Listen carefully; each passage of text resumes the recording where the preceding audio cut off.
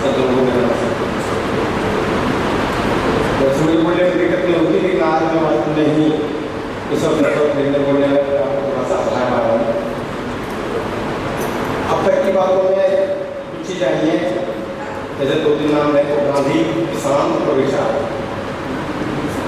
मुझे याद आ रहा है मथुरा में हमारा पीटीआई का सम्मेलन था और वहाँ हम गए थे, तो जो पचौली जी का सेक्रेटरी के लिए हो रहा था, तो जब नाम ये आया कि जनरल सेक्रेटरी के लिए महासचिव पद के लिए नाम प्रस्तावित है, तो पूरे तो 200-300 लोगों का अच्छा बड़ा समूह था। तो प्रस्ताव आने का वही बस एक ध्वनि से, एक मत से पूरा हॉल गुंजायमान उससे उनके व्यक्तित्व का पता चलता है। वहाँ से जब लोग लौटे तो कहीं ना कहीं आजादी भाई गोविंद सिंह हमारे साथ में तो हम लोग चर्चा करते आ रहे थे, गांधी से याद आया तो ये समझ आ रही है कि 2000 से पहले तो विचार करते आ रहे थे कि इनके जो शिक्षा है, जो सकल जो दिखती है वो गांधी जी से मिलती है।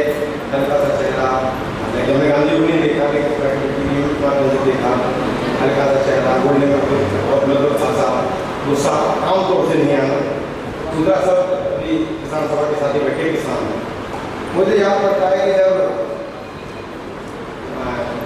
यमुना अथॉरिटी का गठन हो चुका था और वहाँ किसान आंदोलन चला था, 4-5 में काफ़ी हिंसा हुई, तो पचौली जी चर्चा क्या करते थे कि यार वहाँ गाँव में चले किसानों के पास गए, क्योंकि जिस तरीके से बोले किसान संगठित नहीं हो रहे हैं या तो हो रहे हैं या संगठित नहीं हो रहे हैं, उससे किसान को नुकसान होगा।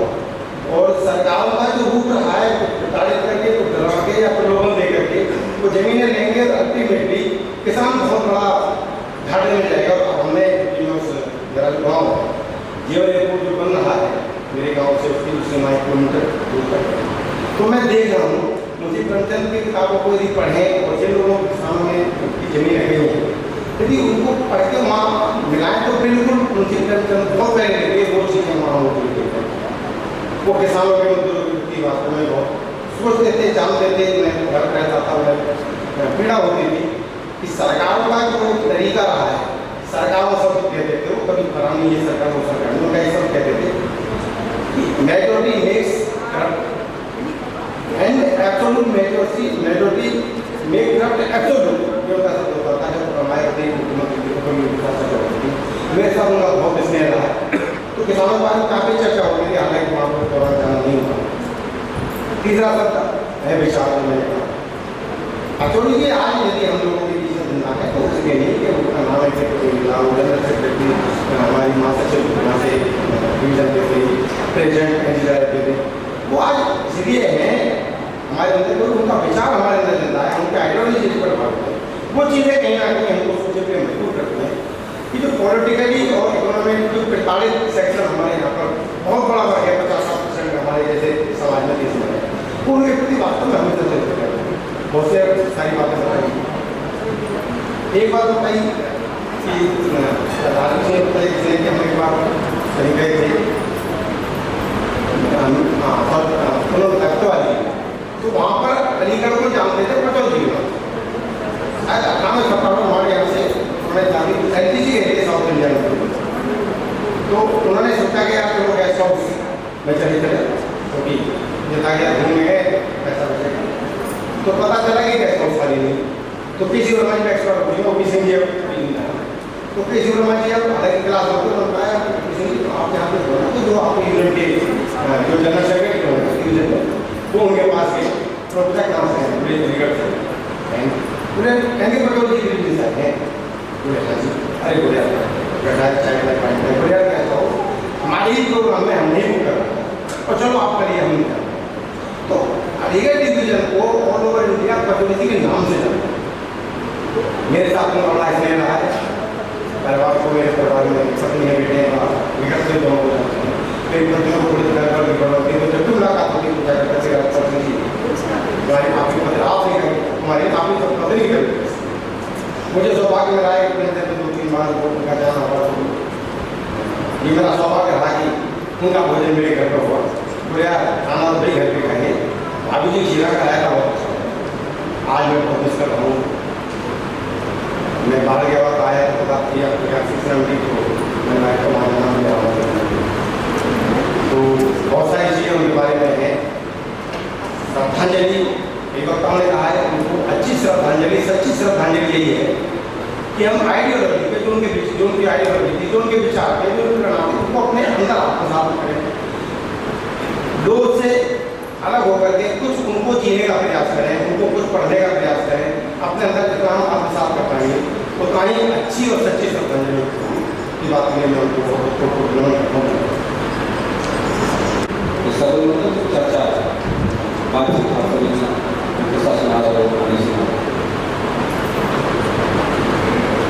वो पीछे भी देखना पसंद है, जो हो गया उससे सबक तो आगे कभी इतिहास को कोसना उन्होंने नहीं सीखा। ये सारी बातें हम अपने अपने अनुमान से ही लगा सकते हैं कि वो क्या पसंद करते थे, क्या पसंद नहीं करते थे, क्योंकि मैंने अपने पूरे जीवन में उनके मुंह से मैं नहीं सुना। मैं शब्द होता है ना, बात करते हुए मैंने कभी सुनाई नहीं कि उन्होंने, मुझे नहीं आप पता कि उन्होंने कभी कोई शब्द प्रयोग किया हो जिसमें मैं आया।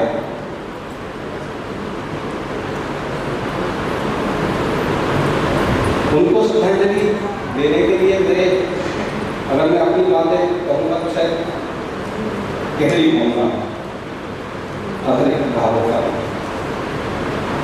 तो मैं दूसरे के शब्दों को यूज करके अपनी बात को कह रहा हूँ, क्योंकि खत्म बोलना तो खत्म ही नहीं कर पाऊँ, क्योंकि कहाँ से शुरू करूँ, कौन सी बातें शामिल करूँ, कौन सी खूबी शामिल करूँ, कौन सी चीज़ें मैंने उनसे भी वो शामिल करूँ। तो मैंने 3 लोगों की बातों को कहते हुए अपनी बात कही। गांधी जी के सचिव रहे लंबे समय तक महादेव देसाई। महादेव देसाई ने एक बार एक बात कही थी कि स्वर्ग में पुण्यात्माओं के साथ रहना वाकई आनंद और गौरव की बात है, मगर धरती पर पुण्यात्मा के साथ रहना एक अलग ही बात है।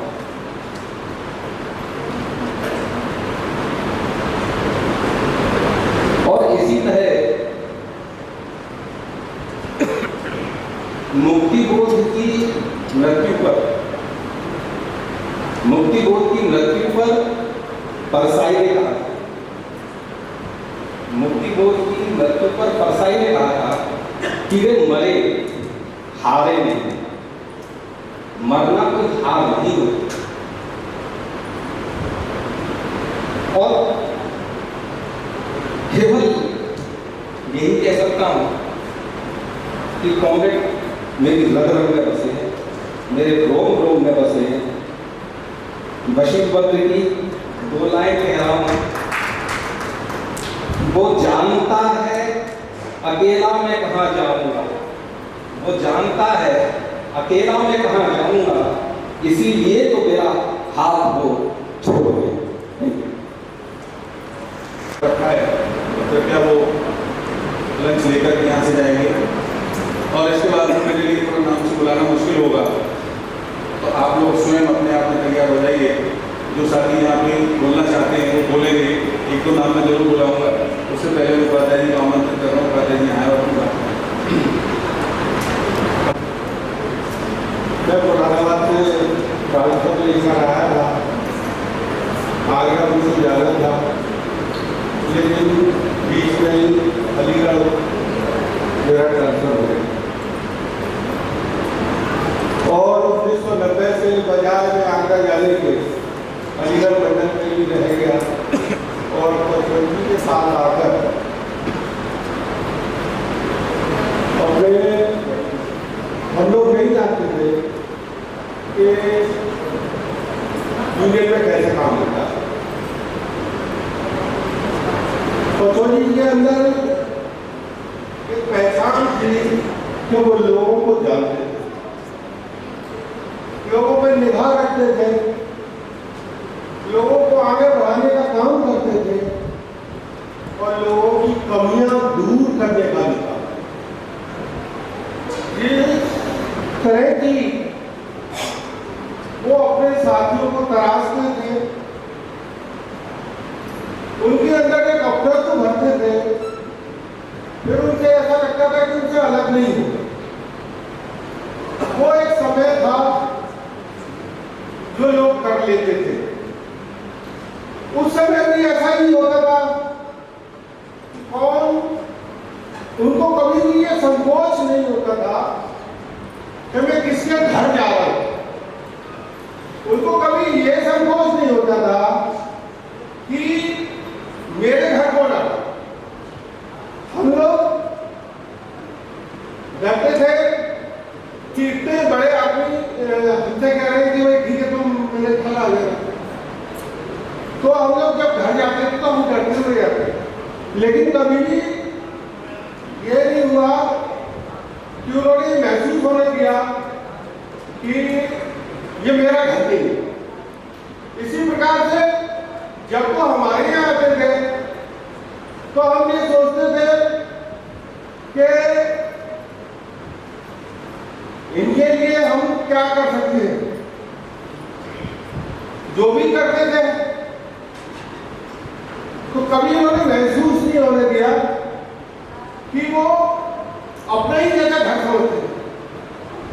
एक हफ्ते में हमारे अकबरे घर में भी आ गए, आधा घर बना हुआ था, आधे घर पर वो बोले कि तुम बहुत अच्छी जगह रहते हो और धीरे धीरे घर बन जाएगा।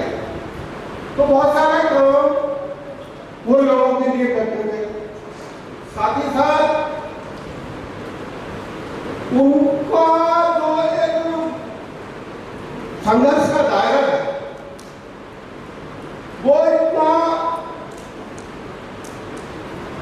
मजबूत था कि जहां लोग संघर्ष को खत्म कर देते थे, जहां लोग संघर्ष से थक जाते थे, जहां लोग निराशा में डूब जाते थे कि भाई हम नहीं जीत पाएंगे, उस कंडीशन में उनका संघर्ष शुरू होता था और उनका विश्वास होता था कि हम इस संघर्ष को जीतेंगे। वो हमेशा जीतने के लिए ही अपने मुद्दों से लड़ा करते थे। साथ ही साथ बहुत सारी बातें, बहुत सारी भावना उनके साथ जुड़ी हुई थी। जब उनकी डेथ की खबर आई तो उससे कुछ दिनों पहले ही वो मथुरा होकर गए थे और मथुरा में हम लोगों से मुलाकात भी हुई थी और हम लोग मिले जुले, लेकिन ऐसा नहीं पता था कि इतनी जल्दी हम लोग को छोड़कर चले जाएंगे। साथ ही साथ उनकी जो न्याय दिलाने की प्रक्रिया थी वो न केवल गरीबों को या ऐसे किसानों को जिनका खेत छीन लिया गया है या ऐसे किसानों को जिनका खेतों को दमन लोगों ने कब्जा कर लिया है, उन लोगों के केसों को लड़ते थे। न केवल उनके केसों को लड़ते थे बल्कि उनकी फीस भी, उनके गुजारे भत्ते के लिए भी वो अपने पॉकेट से काफी खर्च कर देते थे, लेकिन पता नहीं चलता। ये सारी बातें हैं, फिर भी वो आज भी विचारों के रूप में हम लोगों के साथ जिंदा है।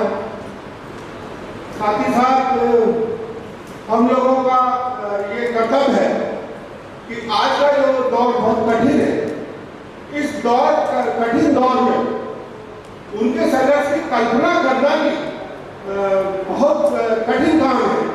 लेकिन क्योंकि हमें पचौरी जी जैसे लोगों ने कुछ सिखाया है, हम हमारी सच्ची श्रद्धांजलि यही है कि न केवल उनके विचारों को बल्कि उनके किए कार्यों को बल्कि वो जो कुछ और आगे करना चाहते थे उनको करने का हम लोग प्रयास करेंगे, ऐसा हमारा मानना है। इन्हीं शब्दों के साथ में सच्ची से जानकारी देते हुए और कामना करता हूँ कि हम आने वाले समय में और आने वाले टाइम में उनके मुताबिक मार्च पर चलते रहेंगे। आए और अपनी बात उनके बारे में कहें। जो इस हाल में मौजूद साथियों, कॉमरेड पचौरी जी के साथ मेरा जो रिश्ता था सन 90 से जुड़ा था, जब मैं कानपुर से नौकरी शुरू किया है। 91 से फिर मैं कुछ बाहर रहा, 95 में फिर बाहर से जब मैं लौट करके आ गया तो सन 95 से लगातार उनके साथ मेरा काम करने का अनुभव रहा। तो देहात कॉमरेड पचौरी जी पार्टी से जुड़े थे, संगठन से जुड़े थे। जितना लंबा समय उनका LIC से जुड़ा था, उतना ही लंबा समय उनका पार्टी के साथ जुड़ा हुआ था। सन 73-74 की ही उनकी पार्टी की मेंबरशिप रिपोर्ट के हिसाब से है जो बताते थे। उनको लाने वाले साथी कॉमरेड खान सिंह थे जो पार्टी में लेकर के आए थे। तो साथियों, सबसे पहले कॉमरेड पचौरी जी के साथ काम करने के लिए हुआ गया तो देहात का एक राउंड उन्होंने मुझे टप्पल क्षेत्र का कराया और वहाँ कई किलोमीटर हम दोनों साथ पैदल चले और उन गांवों का उन्होंने मुझे परिचय कराया, लोगों से मिलवाया जहाँ वो काम। उसके बाद साथियों, जब मैं पार्टी में साथ काम कर रहा था तो पार्टी के साथ जैसे ही जिम्मेदारी थी तो उन्होंने, मैं उस टाइम पर सबसे छोटा था पार्टी के लोगों के बीच में, तो सारी जिम्मेदारियां उन्होंने धीरे धीरे करके वो हमें देना शुरू कर दी और उनके लिए हमें तैयार भी किया। एक समय था अलीगढ़ की घटना का, सन 2005 का वर्ष था साथियों, मैं बताऊं तो याद है मुझे। मुकंदपुर गांव है अलीगढ़ से आगरा रोड पर, वहां पर मुकंदपुर गांव पर मर्रा थाना ट्रांसफर हो रहा था और उस थाने के लिए गांव के कुछ मकान पुलिस ने तोड़े थे और उस जमीन को थाने के नाम आवंटित कर दिया। मेरे पास खबर आई, मैंने कॉमरेड पचौरी जी से कहा, मैंने कॉमरेड इस तरह से बात है, तो बोले कि फौरन मेरे पास आ जाओ। बसुदाबाद डिवीजन में ही थे।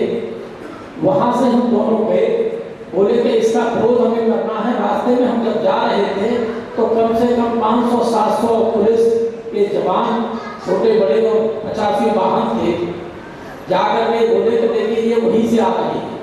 जाकर के पहुंचे, हमने वहाँ मीटिंग की और उस लड़ाई को देख करके उन्होंने कहा कि इस लड़ाई को जो इनके साथ जो हुआ है गाँव वालों के साथ, इसको हर हालत में लड़ना है पार्टी।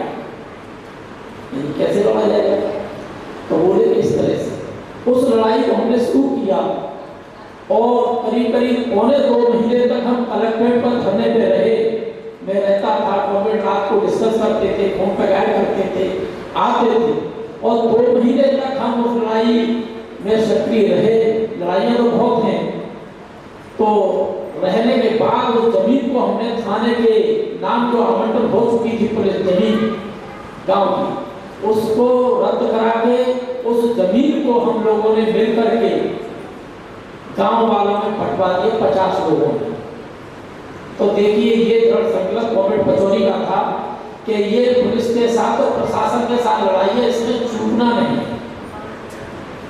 तो किस तरह का उनका अनुभव था, जो कि लोग कहते हैं पुलिस से लड़ना और प्रशासन से लड़ना और टेढ़ी ठीक होता है, लेकिन कॉमरेड पचौरी जी उस लड़ाई हमारे साथ थे। कॉमरेड ओपी शर्मा थे, कॉमरेड भोगेंद्र जी थे और भी कई साथी हमारे थे जो हमारे बीच में नहीं रहे, लेकिन उसको भी।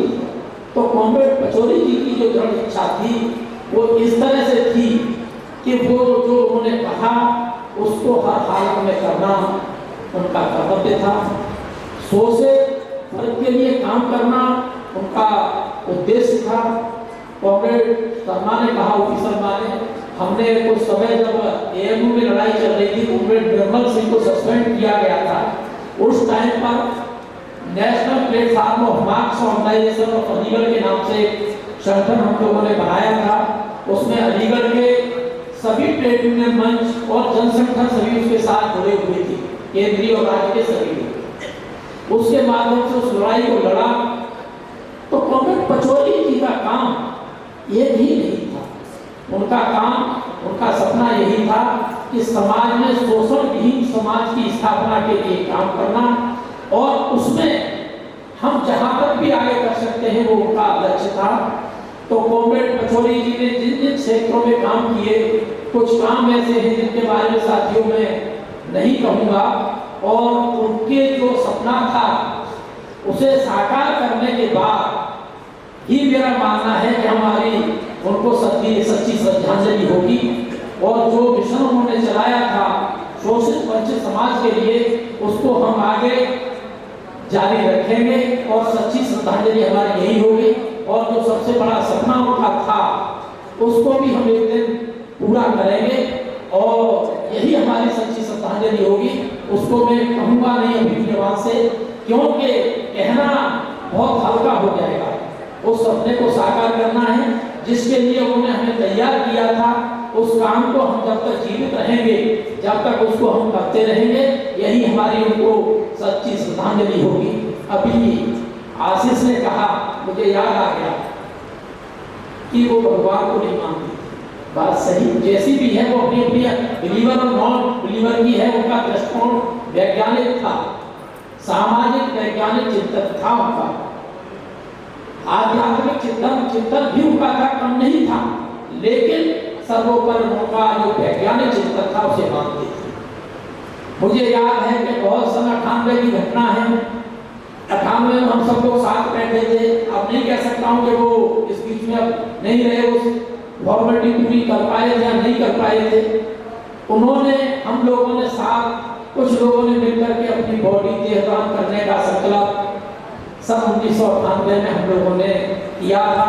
अब ये तो नहीं कह सकते कि उसे पूरी कर पाए नहीं, क्योंकि वो ऐसी परिस्थितियों में हमारे बीच से चले गए कि शायद वो सपना अगर उन्होंने सोचा भी था, फॉर्मेलिटी पूरी की होगी, तो वो भी बाकी रह गया जो मेरे साथ शेयरिंग करते थे आज। तो वो तो नहीं कर सकते, लेकिन कुछ चीजें हैं जो उन्होंने अधूरी छोड़ी हैं, उनको हम पूरा करेंगे। यही हमारी सच्ची श्रद्धांजलि होगी।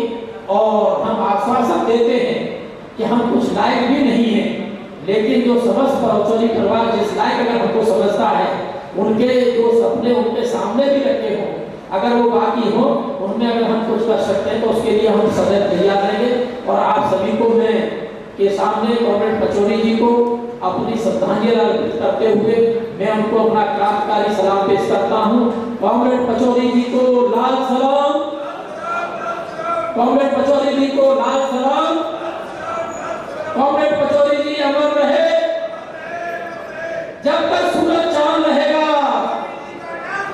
जब तक सूरज चांद रहेगा। साथियों, क्रांतिकारी अभिवादन।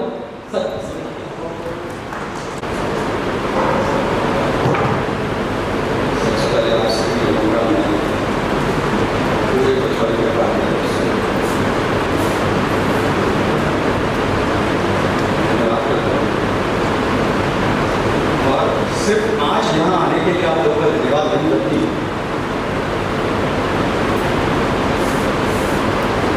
पूरे परिवार के लिए एहसास दिलाने के लिए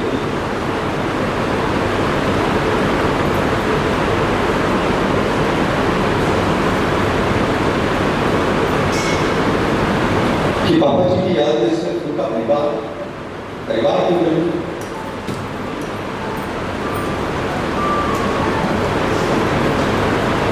बल्कि पूरा समाज जो है उनके साथ में खड़ा है।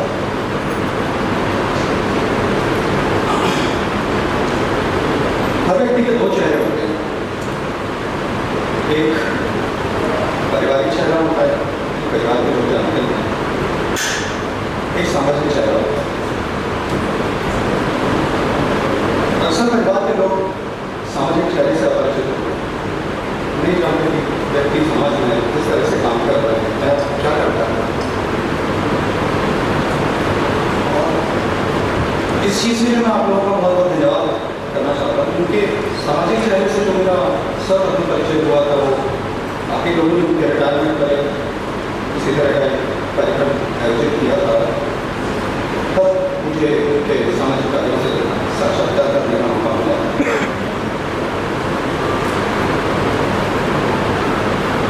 आज जो आप उनके स्मृतियों को इतने स्नेह के साथ, इतने आदर के साथ, प्रेरणा के साथ याद कर रहे हैं, बता रहे हैं।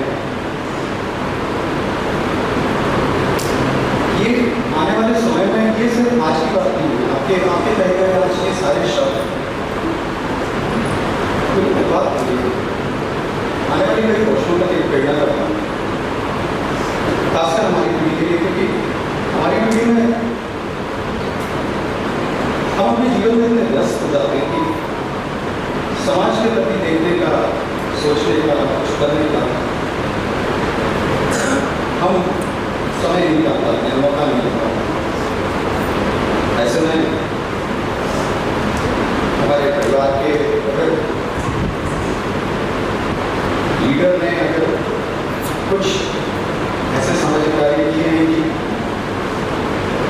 सारा समाज उनके प्रति इतने आदर, इतने स्नेह, इतने प्रेम के साथ उन्हें याद कर रहा है, उनके किए हुए कार्यों की सराहना कर रहा है। ये सारे परिवार के लिए बहुत है, तो इसके लिए तहे दिल से आप लोगों का बहुत बहुत धन्यवाद। कहते हैं कि मौत उसकी होती है जिसका जमाना करे अफसोस, जिनको हर शख्स आया इस दुनिया में जाने के लिए।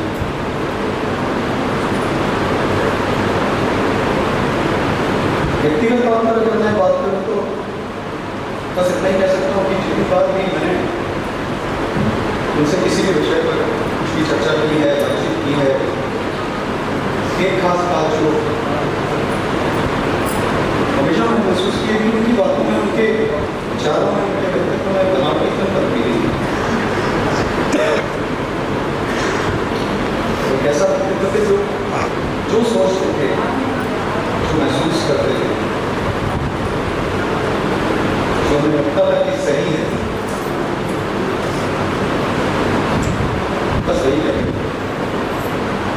और आज आप लोगों की बातों से ये एहसास हुआ कि वो सिर्फ ना कहते थे बल्कि करते भी थे। आप सब लोगों ने इस बात का एहसास दिलाया कि वो बिना कहते के लीडर थे।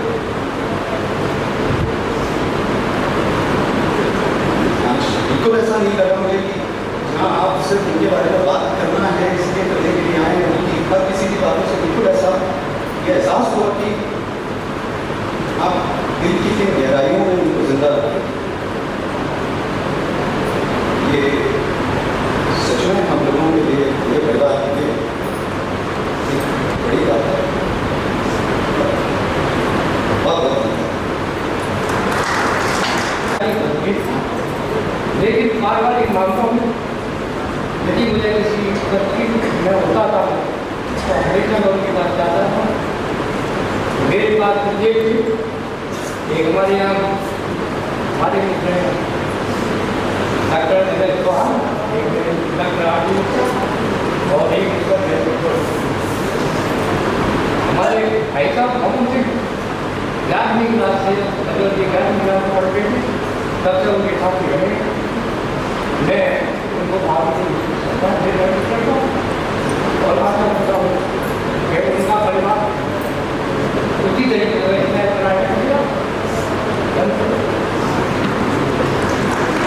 यहाँ मुख्य रूप से प्रतिनिधित्व कर रही आदरणीय भाभी जी, मीरा पचौरी जी, अन्य उनके परिवार के सदस्य, रिश्तेदार, दवा साहब हमारे रावत जी परिवार से उनके साथ काम करने वाले एक बेहतरीन सादगी के बिल्कुल प्रतीक हमारे बड़े भाई नरेंद्र पचौरी जी।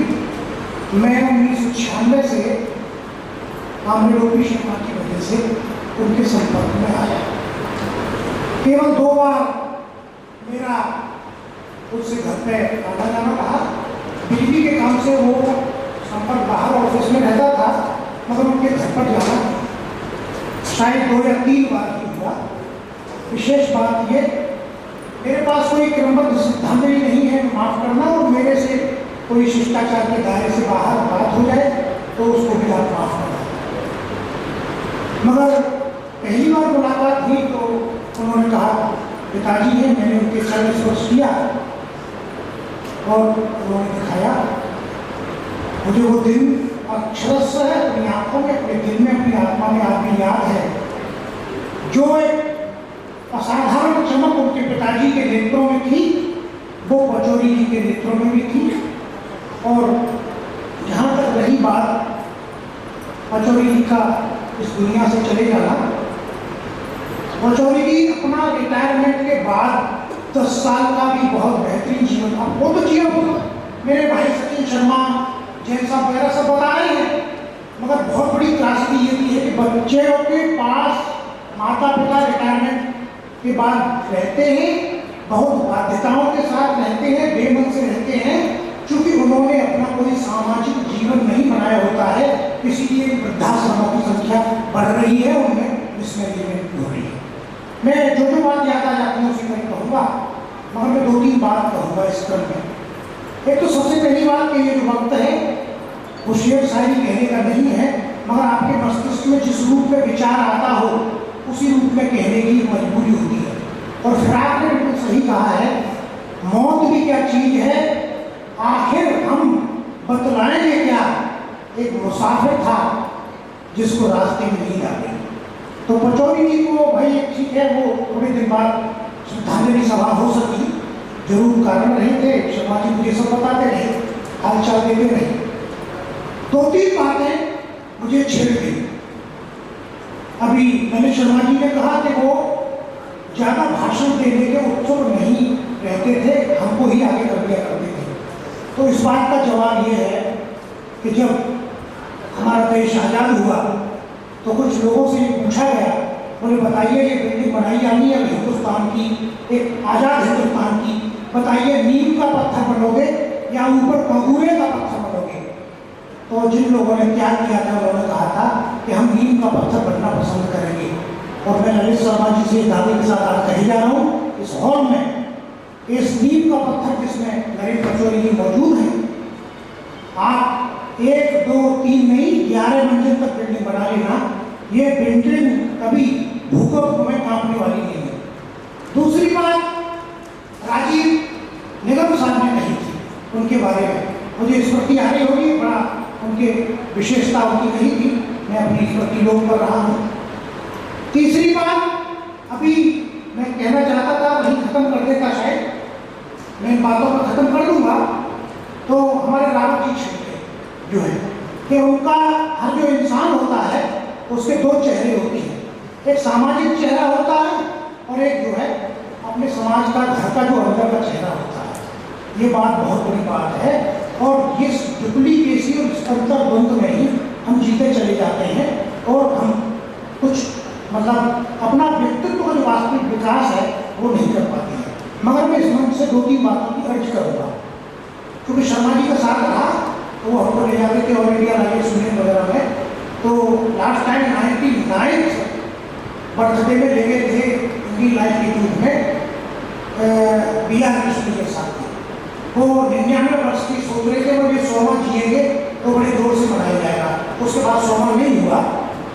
तो मैं भैया भाई अब जसापुर दिल्ली में है, यहाँ तो भैया ही है, तो मैं भैया से अनुरोध करूँगा कि BR कृष्ण अय्यर आपको बहुत बताया जिंदगी की किन ऊंचाइयों पर किन मुकाम तक पहुँचेंगे, इसलिए वो सब ठीक है, आपके कैरियर की बात है, मगर कृष्ण अय्यर साहब अपने जीवन का 34 वर्ष जीवन ऐसा जिए जो एक एक्टिविस्ट के रूप में जिए। इंटेलेक्चुअल लोग तो बहुत होते हैं, वो भी थे, मगर पचौरी जी को आज जो हम याद कर रहे हैं वो इस वजह से कर रहे हैं कि वो एक इंटेलेक्चुअल होने के साथ साथ एक एक्टिविस्ट थे।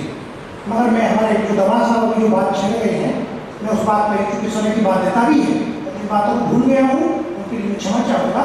कि वो जो बात छिड़ गए कि जो है उनका एक व्यक्तित्व ऐसा था समाज में, जो उनका जो अंदरूनी परिवार का चेहरा था, समाज का चेहरा था, वो अपने आप में बहुत सामंजस्य रखने वाला था। तो मैं उस बात का मुझे जवाब यही याद आया कि अगर कभी मुझसे कोई ज़िंदगी में पूछेगा मरते दम तक, तो मैं यही जवाब दूंगा। और उससे पहले एक बात अपनी कह दूँ कि हमारे पुराने साथी हैं विभूति नारायण जी राय, वो भी यहाँ साहित्यिक कार्यों से जुड़े रहे हैं, रिटायर्ड DG पुलिस रहे हैं। एक फिल्मी 3 बार मुलाकात हुई, 4 बार हुई, वो कह रहे थे शर्मा जी कभी गाँव आइएगा, हमने गाँव में लाइब्रेरी बनाई है, उस मूल गाँव में जहाँ के हम रहने वाले हैं।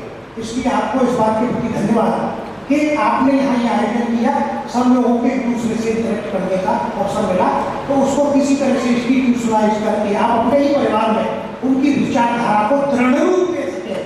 तो ये जैन साहब और ये हैं, और मैं अपनी बात समाप्त करूँ वो उसी बात के साथ जो है कि हमारे रावत जी ने कहा कि उनका जो चेहरा था, तो मुझसे कोई पूछेगा भाई शर्मा जी आपने कोई बेहतरीन चीज जिंदगी में देखी हो, तो मैं उस बात का इसी बात से उत्तर दूंगा कि विवेकानंद की तस्वीर मैंने देखी थी और उस पर नीचे लिखा हुआ था they alone live who live for others। Thank you.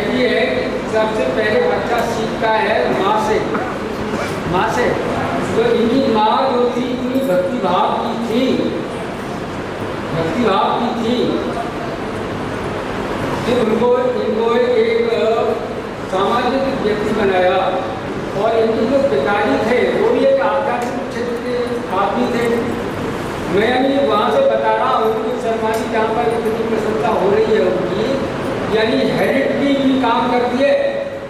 Psychology इस बात को कहती है कि हेरिडिटी भी काम करती है, परिवार का भी असर होता है।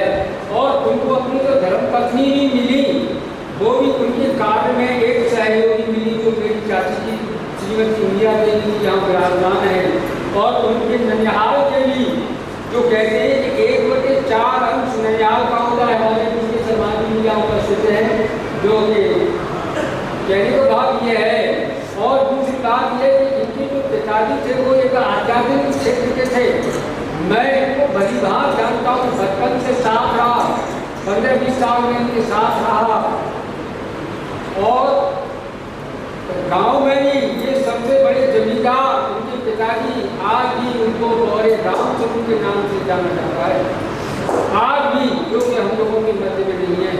और मैं तो जब इनके सामने ये बात आई परसों, मेरे को चाची जी ने सूचना दी, तो इनकी सूचना पर ही मेरे आंसू आ गए। मैंने कहा चाची जी बस ठीक है, मेरी आंखों में आंसू आ गए। मेरे को उन्होंने फोन किया मेरे पास में, तो कहने का भाव ये है कि परिवार से व्यक्ति सीखता है, सामाजिकता, आध्यात्मिकता जितना भी है। और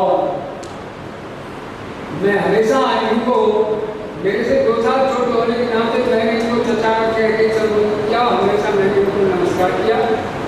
और इन्होंने मेरे को भी ये सिखाया हमेशा कि भाई, मैं एक दूसरी लाइन में था कि भाई मेरा नाम लेकर के गांधी बाबू कैसा करना, कोई भी आए उसका काम कर देना, और गलत पैसा का भी लेना मत, हमेशा सीधे हाथ से भगवान डाल दे, उसी से आप संतोष करना हो। वही नीति आपने अपनाई। जितना भी कोई व्यक्ति क्षेत्र का भी याद करता है, वो उनको देवता नाम से कहते है। उनके एक बाबा थे, उनको बचपन में नारायण नाम से संबोधित करते थे, नारायण। और नारायण को जो आध्यात्मिक क्षेत्र में है, आपने अजामिल का किस्सा सुना होगा, अजामिल लास्ट में भी अजामिल, तो ये एक देवता विष्णु भगवान तो थे नहीं, लेकिन इनकी कार्य शैली एक विष्णु भगवान जैसी ही थी। जो भी विद्यापुरी के पास आया, इन्होंने कार्य किया। हमारे पचौरी परिवार से भी बहुत से लोग गांव से आए हुए, और जिन्होंने ये सुना कि उनकी मौत हो गई है, बेचारे सब लोग बोलने लग गए।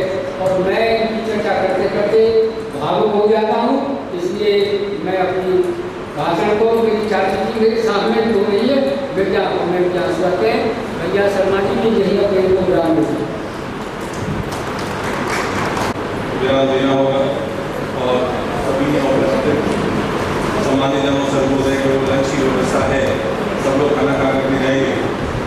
बस मैं 2 लाइनें कहना चाहता हूँ, कल के युग में हम हो ना हो, गर्दिश में तारे रहेंगे सदा, भूलोगे तो भूलोगे हम, पर हम तुम्हारे रहेंगे सदा, जीना या हम मरना है, इसलिए सदा। थैंक यू, आप सब आने। मैं क्षमा चाहता हूँ, पचौरी जी के ऑलरेडी भाई साहब यहाँ मौजूद हैं, मैं उनको पहचान नहीं पाया, तो उनको भी आमंत्रित कर रहा हूँ कि आए।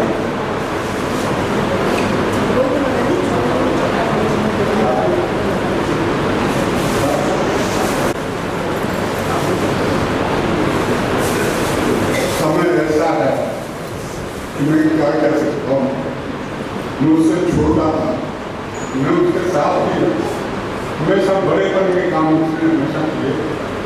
बहुत से काम मुझे याद भी हैं, कितना सोचा करते थे, कितना समझदार थे, कितना अपने घर का, हमारे घर का सबका ख्याल रखते थे। शब्दों के माध्यम से वर्णन नहीं कर सकता वास्तव में, मुझे मेरा दिल होता है। निश्चित रूप से वो छोटे जरूर थे, लेकिन थे बड़े। हमेशा बड़ा माना मैंने, हमेशा उन्होंने इसी कदर की इतना सहयोग किया जिसका कोई अंत नहीं है। आज मेरे पास कोई शब्द नहीं है कि उनके बारे में कुछ असलियत कह सकूं। आप सब समझदार हैं, सब जानते हो, कुछ भी कहना मेरे लिए आसान बात नहीं है। मैं इसके लिए क्षमा प्रार्थी हूँ। आप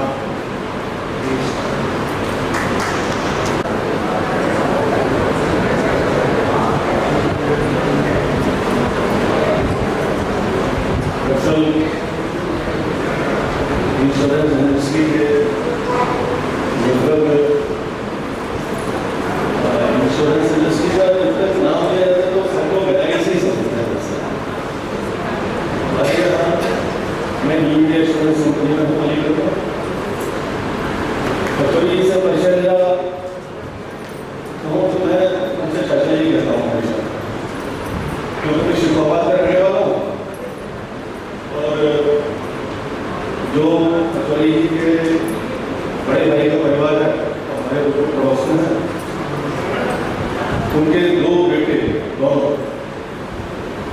एक तो मैं बड़ा भाई कहता हूँ, लेकिन दूसरे छोटे जो मेरे दादा मित्र थे पहले, अब बड़े भाई से ज़्यादा मित्र था। तो जब मैं अलीगढ़ मेरा ट्रांसफर हो रहा था तो अंकल भाई साहब ने फोन किया और मैंने बताया कि मेरे चाचा जी हैं, तो मैं फोन कर रहा था। तो सरलता की बात मैं क्या कहूँ कि मुझे रात को 10:30 बजे तक उन्होंने मकान दिखवाए किराए के लिए। अब सरलता और जो उनका हमारे व्यक्तित्व था उसके बारे में इतनी बातें कही जाती हैं कि मैं जो कुछ कहूँगा तो सूरज को दीपक दिखाने के बराबर ही लगेगा।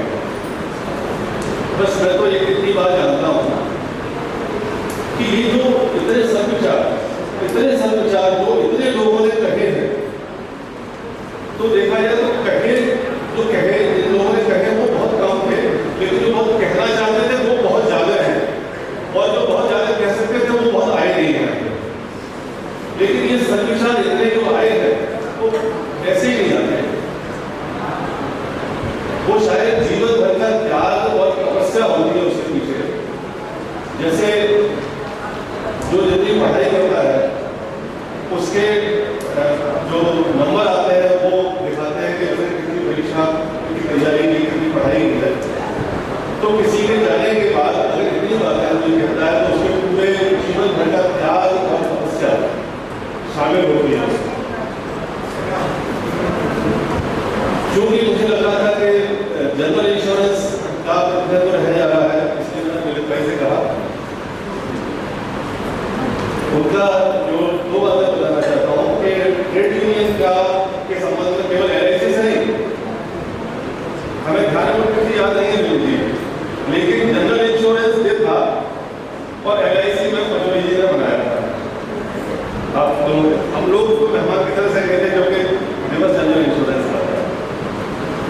एक बात ये, दूसरी बात मुझे जो व्यक्तिगत अफसोस है इस बात का कि जब भी मेरे चाचा जी को उन्होंने कहा मैं उन्होंने मालूम था कि मैं फ्लैट ले लिया है तो भरा हुआ, जब भी मिले, अभी लास्ट टाइम मेरी मुलाकात उनसे दिल्ली मेडिकल पे एक बार उन्होंने गया था तो वहाँ हुई थी, तो उन्होंने तब भी कहा कि मैं भरा हुआ, और वो दिन नहीं आ पाया।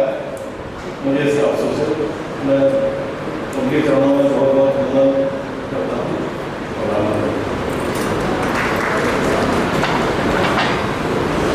भोजन करके जाए और